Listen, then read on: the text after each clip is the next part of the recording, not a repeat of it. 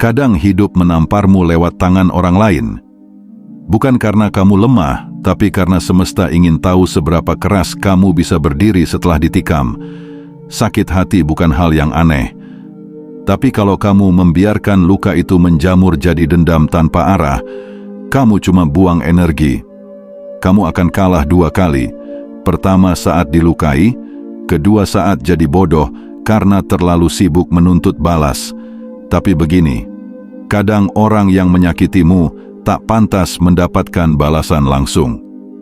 Mereka pantas digempur dari dalam, dengan cara yang membuat mereka bertanya-tanya, kenapa dia tidak hancur? Kenapa justru aku yang mulai pecah?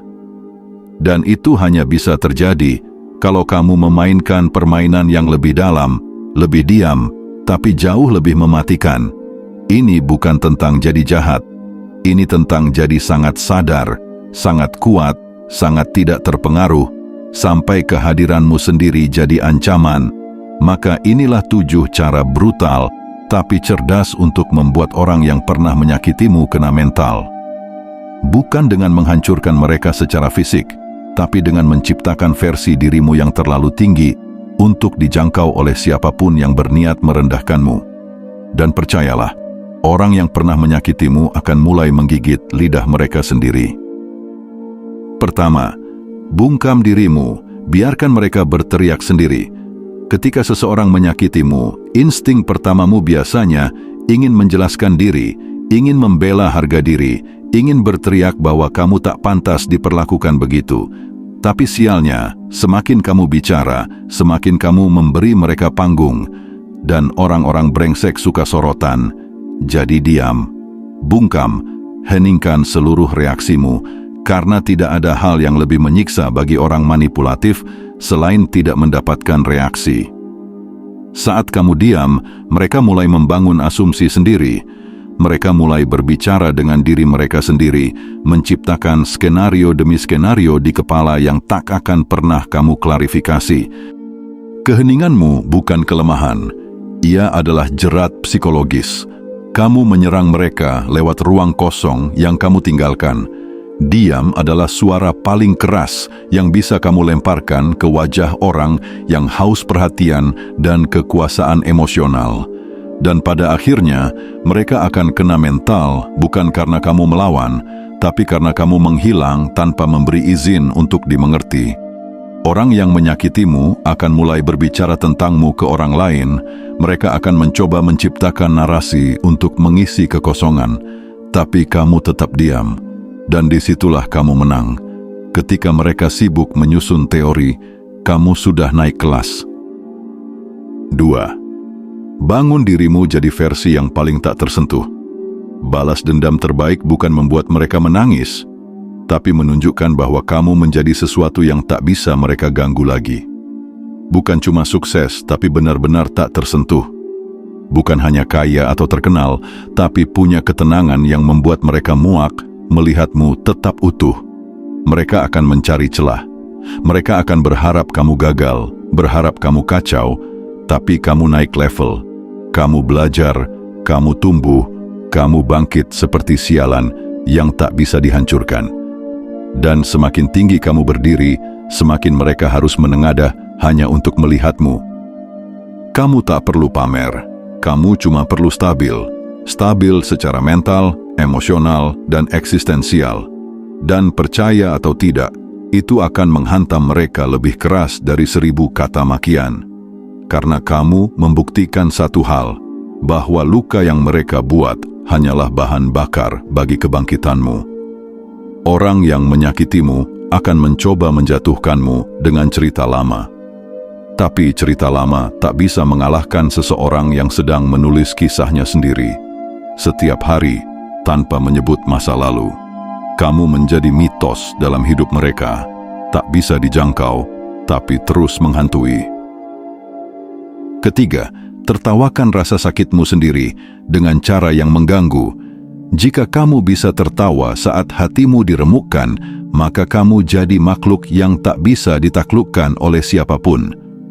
Ketika orang yang menyakitimu tahu bahwa kamu bisa mentertawakan penderitaanmu sendiri, kamu jadi teka-teki psikologis yang bikin frustasi.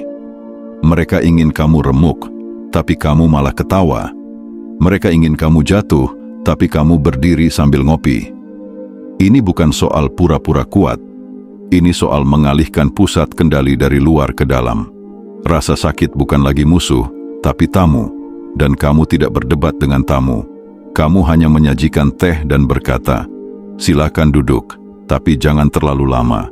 Dan sialnya, orang-orang benci melihatmu tidak hancur. Saat kamu mengolok-olok lukamu sendiri, kamu mengubahnya jadi senjata. Kamu membuatnya tak bisa dipakai lagi untuk melawanmu. Kamu jadi kebal, dan orang toksik yang menyakitimu merasa seperti pecundang karena gagal menghancurkanmu. Karena tak ada kemenangan yang lebih menyakitkan bagi musuh selain melihatmu tertawa dari puing-puing yang mereka ciptakan. Kamu jadi semacam hantu, bukan karena kamu tak terlihat, tapi karena kamu tak bisa dihancurkan oleh metode biasa. Kamu membuat rasa sakit jadi lelucon pribadi, dan orang yang menyakitimu, mereka hanya jadi bagian punchline. Keempat, bongkar topeng mereka secara elegan, tanpa bicara. Setiap orang yang menyakitimu biasanya menyembunyikan sesuatu. Mereka menyembunyikan topeng moral, reputasi sosial, atau citra baik yang mereka bangun di depan publik. Dan jika kamu tahu sisi gelap mereka, itu keuntunganmu. Tapi jangan terburu-buru meledakannya. Cara terbaik menghancurkan topeng adalah dengan tidak menyentuhnya sama sekali. Biarkan mereka memakainya terlalu lama. Karena semua topeng akan gatal jika dikenakan terus-menerus. Lambat laun, mereka akan goyah. Dan publik akan mulai mencium bau busuk dari balik senyum mereka. Tugasmu hanya satu, jaga integritasmu sendiri. Jangan bereaksi, jangan menyebar gosip, jangan buka aib. Saat kamu tetap elegan, kamu menciptakan kontras. Dan kontras itulah yang menyiksa mereka. Orang akan mulai membandingkan. Mereka akan melihat siapa yang stabil dan siapa yang kepanasan. Dan ketika mereka mulai membuka diri sendiri karena tekanan batin, kamu hanya perlu satu hal, menjadi saksi diam yang menyimpan rahasia dengan dingin. Pada akhirnya, yang menghancurkan mereka bukan mulutmu, tapi beban dari topeng mereka sendiri, dan itu jauh lebih kejam, karena kamu tidak pernah menyentuh mereka, tapi mereka tetap jatuh. 5. Jangan pernah membalas, tapi pastikan mereka tahu kamu tahu. Kamu tidak perlu membalas, tapi kamu juga tidak perlu berpura-pura bodoh. Salah satu pukulan paling sadis adalah memperlihatkan bahwa kamu tahu semuanya, tanpa harus mengatakan sepatah kata pun. Kamu tidak menuduh, tidak menyindir, tidak menjerit, tapi tatapanmu berubah. Sikapmu dingin, jarakmu presisi, keberadaanmu jadi sunyi yang menyiksa. Orang yang menyakitimu ingin dua hal, kekuasaan dan impunitas. Mereka ingin melukai tanpa konsekuensi. Tapi ketika kamu tahu dan tidak bereaksi, kamu menghancurkan keduanya. Kamu menghilangkan ilusi dominasi. Kamu menjadi pantulan cermin yang tak bisa dibohongi. Dan yang paling menyakitkan bagi orang manipulatif adalah sadar bahwa kamu melihatnya terekspos tanpa kamu menjamah. Balas dendam adalah bentuk kelemahan tersembunyi. Karena dalam setiap pembalasan, ada pengakuan bahwa mereka masih punya ruang di dalam dirimu. Tapi ketika kamu tidak membalas, hanya mengamati dan terus hidup lebih baik, kamu mencabut hak mereka untuk eksis dalam sistem emosimu. Dan itu memukul mental lebih keras daripada semua bentuk perlawanan. Kamu jadi teka-teki. Mereka tahu kamu tahu, tapi kamu tidak mengungkapkannya. Dan itu akan menggerogoti kepala mereka setiap malam. Mereka akan bertanya, apa yang dia pikirkan? Apa dia akan bicara? Apa dia akan membongkar semuanya? Dan pertanyaan-pertanyaan itu akan menyiksa mereka lebih dalam daripada kebenaran itu sendiri. 6. Tunjukkan bahwa kamu tak lagi punya titik lemah. Manusia menyakiti manusia lain karena mereka melihat celah. Mereka mencium luka, mengenali titik rapuh, dan menyerang dari sana.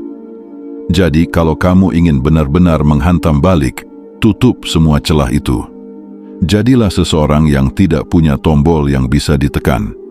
Seseorang yang dingin, bukan karena mati rasa, tapi karena sudah selesai dengan rasa sakit. Ketika kamu terlihat tak punya titik lemah, kamu menumbuhkan ketakutan. Bukan dalam bentuk ancaman langsung, tapi dalam bentuk misteri. Apa yang akan dia lakukan? Apa dia benar-benar tak peduli? Kenapa aku tidak bisa memprovokasinya lagi? Pertanyaan-pertanyaan itu menjadi virus dalam kepala orang yang pernah menyakitimu. Mereka tak bisa menebak kamu lagi, dan manusia takut pada apa yang tidak bisa diprediksi. Untuk jadi tak punya titik lemah, kamu harus menelan seluruh masa lalumu mentah-mentah, mencernanya dan memuntahkannya sebagai kekuatan. Kamu tidak menyembunyikan luka, kamu membiarkannya jadi bekas perang yang mengintimidasi. Kamu tidak takut disakiti lagi karena kamu sudah pernah dilukai dan tetap utuh. Mereka akan menyadari kamu bukan korban, kamu bukan pecundang yang meratap. Kamu bukan boneka yang bisa diacak-acak lagi. Kamu adalah batu keras yang pernah pecah, tapi sekarang kembali jadi bulat. Dan batu bulat tak bisa dipegang. Ia hanya bisa terpelesetkan kembali pada wajah si penendang.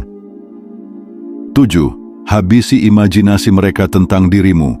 Satu-satunya hal yang bisa membuat orang yang menyakitimu tetap hidup dalam pikiranmu adalah kenangan. Tapi permainan ini bisa dibalik. Kamu bisa membuat kenangan itu menyiksa balik mereka. Caranya? Hancurkan seluruh imajinasi yang mereka simpan tentang siapa kamu dulunya. Tunjukkan bahwa versi kamu yang sekarang bukan hanya berubah, tapi sudah tidak mengenal mereka lagi. Orang yang menyakitimu diam-diam menyimpan gambaran tentang dirimu. Lemah, rapuh, mudah dikendalikan, penuh luka. Mereka simpan itu dalam kepala mereka sebagai bukti bahwa mereka lebih tinggi. Tapi kalau kamu berkembang jadi seseorang yang benar-benar berbeda, yang elegan, tajam, kuat, dan anggun dengan cara yang mengintimidasi, kamu menghancurkan narasi yang mereka buat di kepala mereka sendiri. Setiap kali mereka mengingatmu, mereka tak akan bisa menghubungkanmu lagi dengan sosok yang dahulu mereka lukai, dan itu akan menghantui mereka. Kamu jadi seperti ilusi yang mereka pikir mereka kuasai, tapi kini berubah jadi entitas asing yang tidak bisa disentuh. Mereka kehilangan kendali. Dan tidak ada yang lebih membuat manusia toxic stress dibanding kehilangan kontrol atas narasi. Kamu tidak hanya membuat mereka kehilangan kamu membuat mereka kehilangan versi tentang kamu yang pernah mereka gunakan untuk merasa superior. Dan sekarang setiap kali mereka melihatmu, mereka hanya melihat bayangan dari seseorang yang tak bisa mereka paham lagi. Itu bukan luka, itu pemusnahan psikologis. Kamu tidak perlu jadi iblis untuk membuat seseorang kena mental. Kamu hanya perlu jadi seseorang yang tidak bisa dijatuhkan dengan metode lama. Seseorang yang tetap tenang saat dihina, tetap tumbuh saat dilukai, tetap kuat saat ditinggal, dan tetap diam saat difitnah. Kamu jadi semacam misteri yang tak bisa mereka pecahkan, dan misteri itu akan menghantui mereka seumur hidup.